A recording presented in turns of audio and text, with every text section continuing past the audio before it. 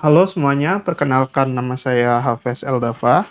Pada kali ini, saya akan menjelaskan tentang apa itu exception handling pada JavaScript. Apa sih exception handling itu? Jadi, di dalam pemrograman, exception handling adalah proses atau metode yang digunakan untuk menangani pernyataan abnormal di dalam kode dan mengeksekusinya. Ini juga memungkinkan untuk menangani kontrol aliran kode atau program. Untuk menangani kode, berbagai penanganan digunakan yang memproses pengecualian atau exception dan mengeksekusi kode. Dan kenapa kita menggunakan exception handling? Jadi, exception handling adalah salah satu fitur JavaScript yang kuat untuk menangani kesalahan dan mempertahankan aliran kode atau program JavaScript biasa. Pengecualian atau exception adalah objek dengan penjelasan tentang apa yang salah. Juga, ia menemukan di mana masalah itu terjadi. Di sini ada berbagai macam error types pada JavaScript. Yang pertama, ada syntax error. Ini adalah kesalahan yang tidak dapat ditafsirkan oleh komputer. Kesalahan ini menghentikan program dari bekerja. Yang kedua, ada yang namanya runtime error. Kesalahan ini terjadi selama eksekusi. Kesalahan terdeteksi saat program Anda berjalan, mengakibatkan crash atau menimbulkan exception. Yang ketiga, ada logical errors. Jenis kesalahan ini tidak menimbulkan kesalahan atau pengecualian sama sekali. Ini dikarenakan mereka dihasilkan dari kode yang tidak melakukan apa yang diinginkan oleh pengembang. Yang keempat, ada yang namanya reference error.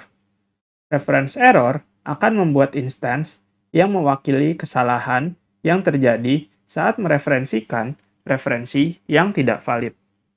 Yang kelima, ada yang namanya type error.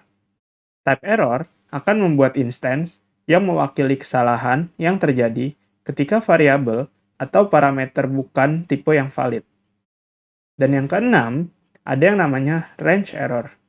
Range error akan membuat instance yang mewakili kesalahan yang terjadi ketika variabel numerik atau parameter berada di luar rentang validnya. Di sini, untuk menggunakan exception handling, kita bisa menggunakan try dan catch. Di sini ada penjelasannya. Ketika kita ingin menggunakan try, kita di bagian try ini harus memasukkan kode apa yang akan kita gunakan atau coba kita jalankan. Dan pada bagian catch, di sini kita harus memasukkan kode untuk menghandle error yang mungkin akan terjadi dari program try sebelumnya.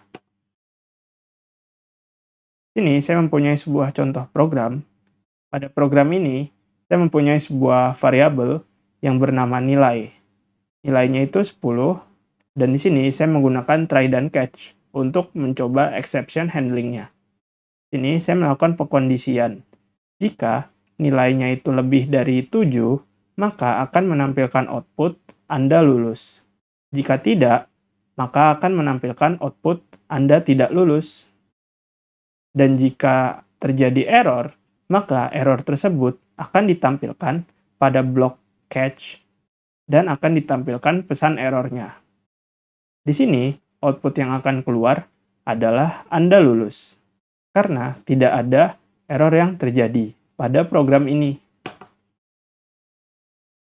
Lain halnya dengan program yang sekarang.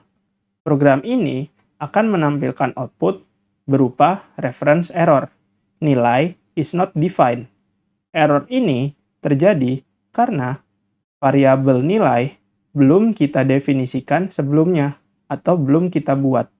Maka error tersebut akan ditampung pada blok catch pada variabel error atau parameter error, dan nanti pesan errornya akan kita tampilkan menggunakan console log.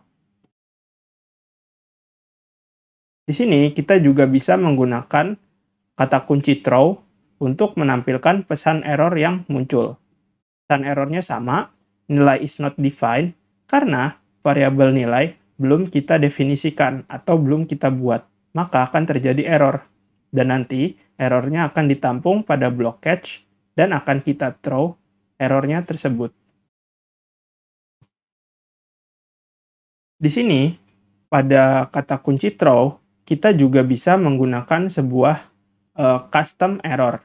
Jadi, kita bisa menggunakan pesan error kita sendiri, pesan error buatan kita sendiri. Di sini, saya membuat sebuah pesan error manual yang bertuliskan terjadi kesalahan, harap cek kode Anda. Dan nanti ketika error terjadi, akan menampilkan output tersebut menggunakan kata kunci throw. Jadi, kata kunci throw bisa kita gunakan untuk membuat sebuah pesan error yang kita mau. Dan nanti outputnya akan sama dengan apa yang kita throw pada blok catch. Sekian penjelasan dari saya tentang exception handling. Kurang lebihnya saya mohon maaf. Terima kasih.